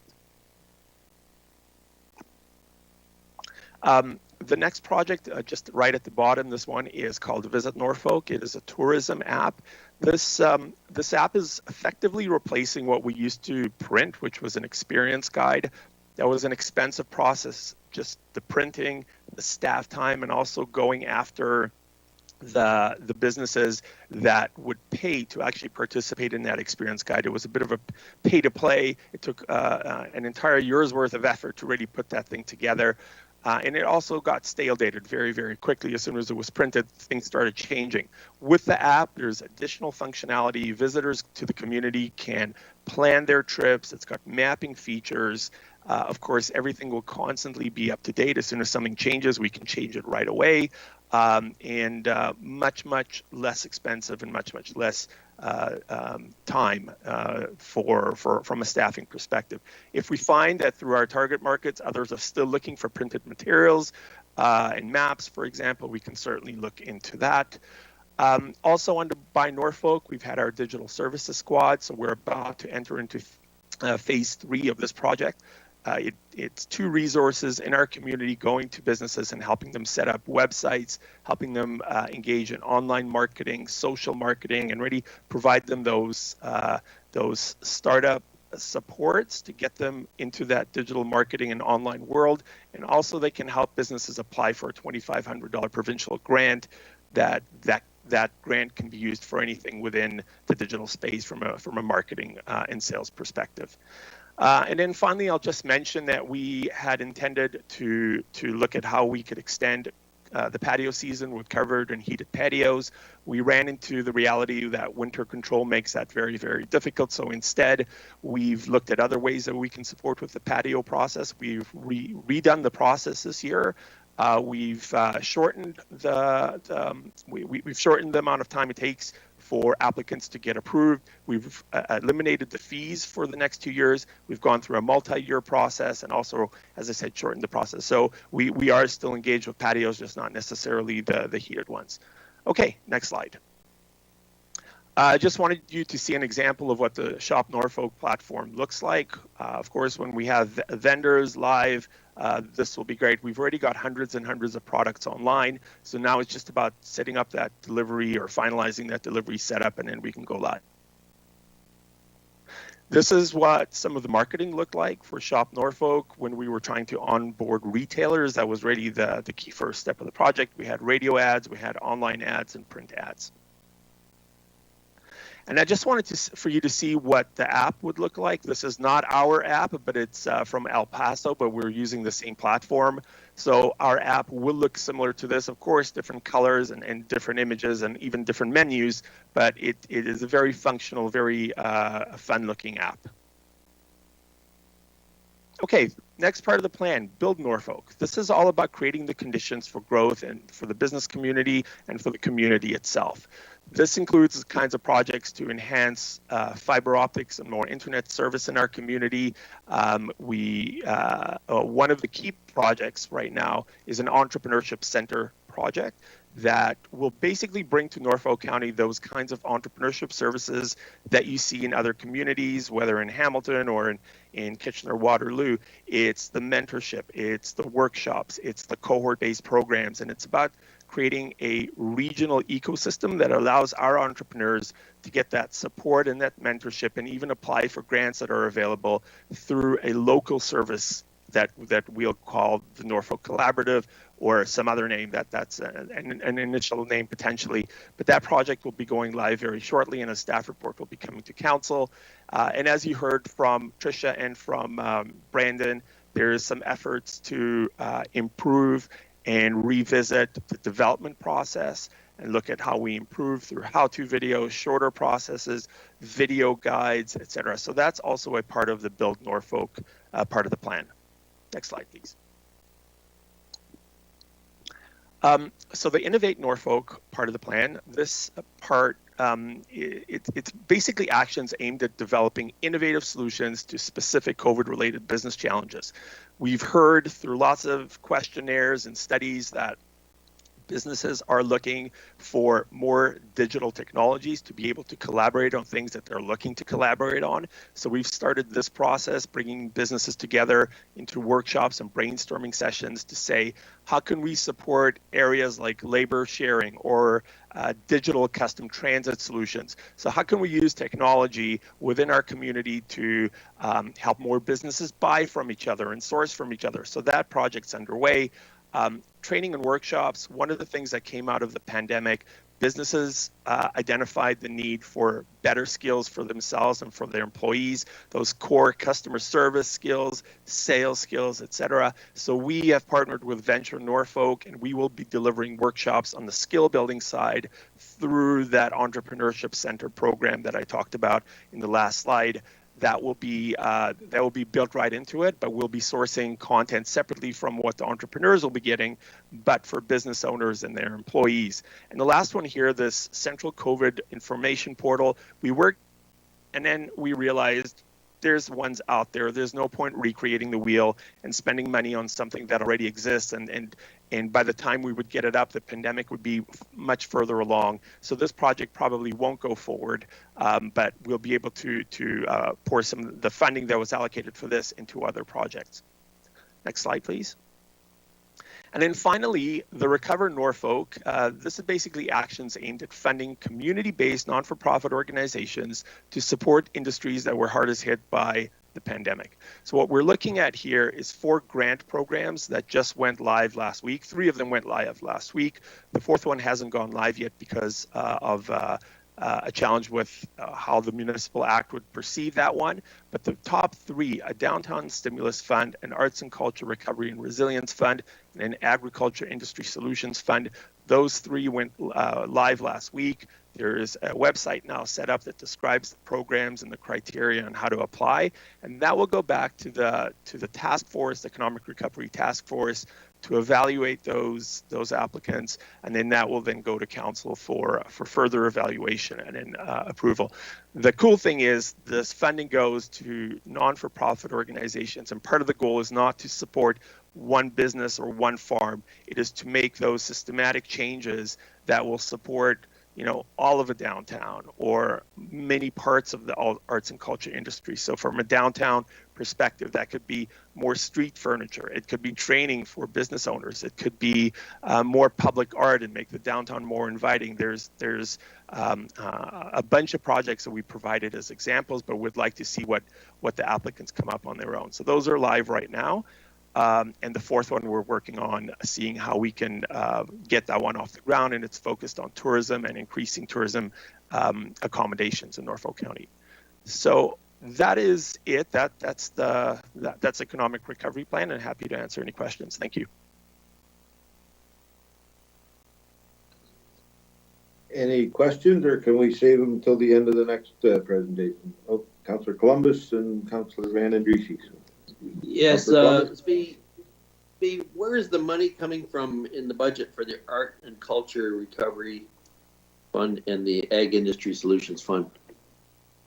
Yes, Councillor. So the grant programs are part of the Economic Recovery Plan funding. So the $250,000 that Council provided for the overall implementation of the plan, and in addition to that, we've gone and applied for and have been successful with a number of grant programs ourselves, so that we're constantly supplementing back into the plan. The overall plan, we believe, is about a $450,000 plan. So we're looking to make up that difference of $200,000 with grants, as I said, applying for grants. And we've had quite a bit of success so far, but there's more to come.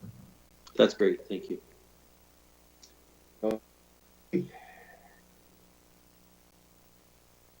Thank you. I'm going right back to the beginning here when you talked about the Norfolk businesses and that you went out and you visit those businesses, or you have some sort of communicate every week with businesses. What businesses are they? The large employers? Are they all the businesses?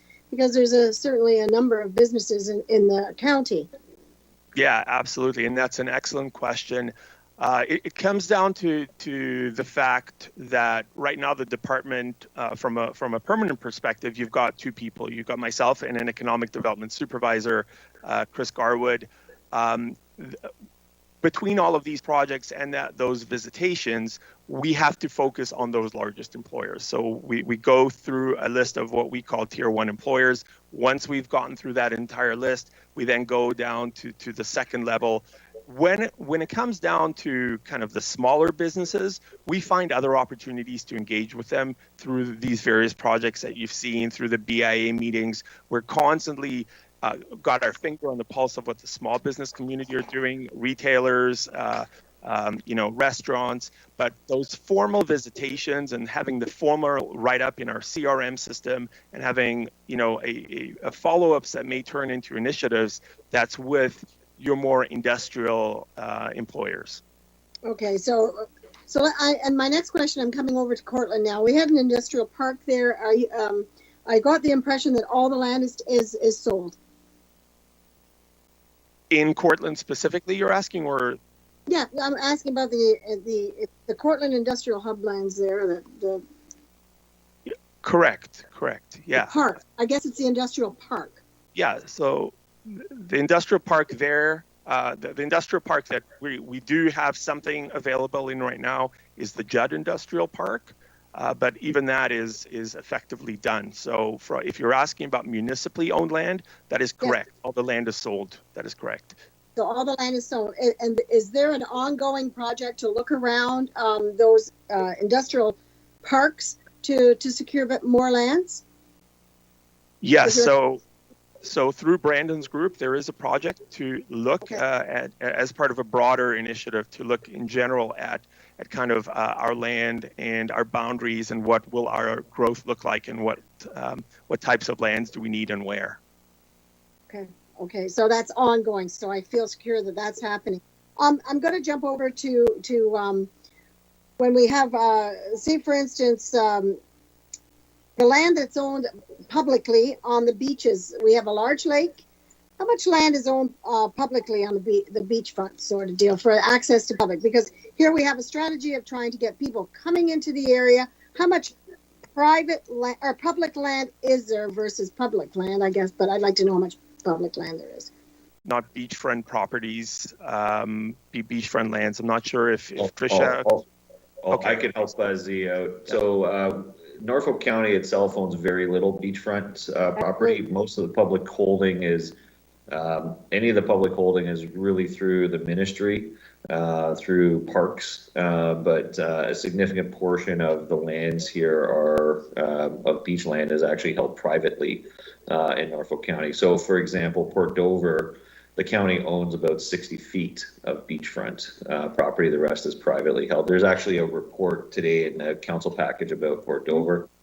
For some of the other beaches, the biggest public holder of beaches here is the ministry through their parks. Absolutely, but at the end of the day, we're trying to initiate these tourism packages and things, and the beach is a big part of it. So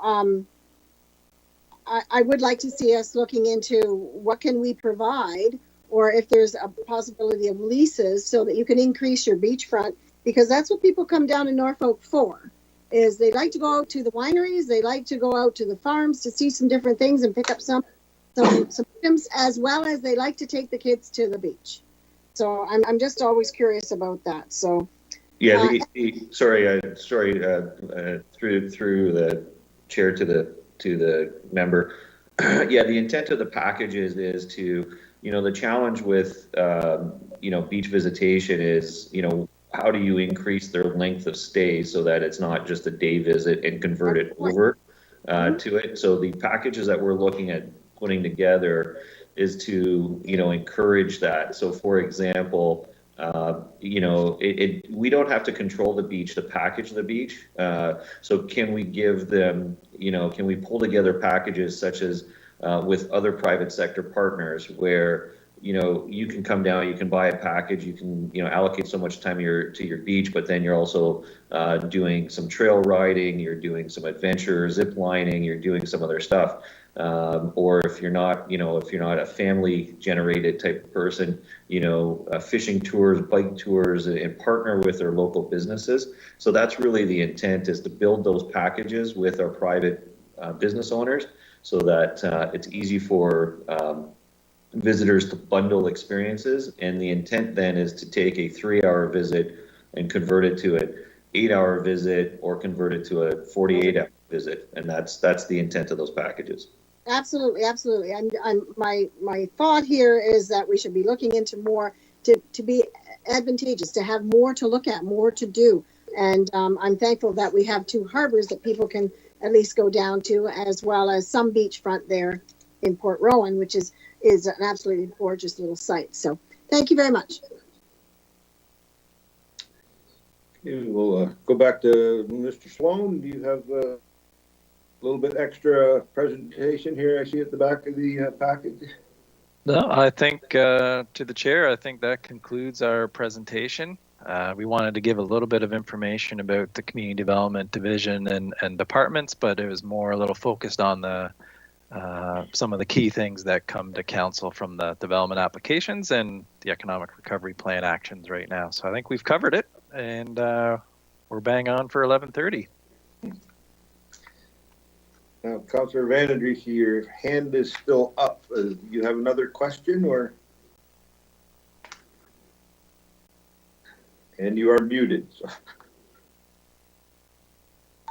Right. I wanted to draw a conclusion. So this is the end of the presentation, which was great, and got a lot of new information. That's cool.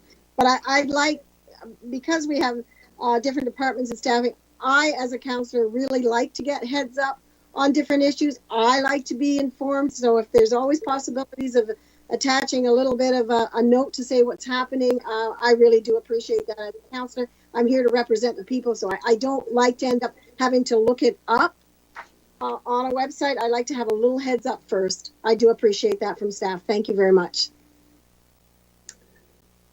Okay, so thank you everyone from our staff for the presentation this morning. And seeing no more questions, could I get a motion to receive the presentations as information? Councillor Michelli, Councillor Columbus, all in favor? That is carried. We have a confirming bylaw.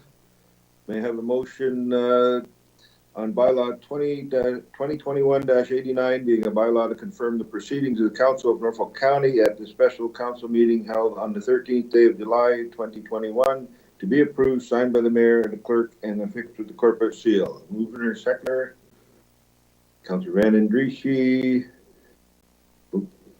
Councillor Taylor, all in favor? That is carried. And a motion to adjourn. Councillor Taylor, Councillor Ravitz, all in favor? That is carried. Thank you, everyone, and we'll be back at 1 o'clock on a different screen, I'm sure. So. Norfolk, you won't be a stranger alone. On a strip of sandy soil lies a county called Norfolk. It's Ontario's south coast, you know, and it's surely not remote. If you pass through or spend a day or decide to call it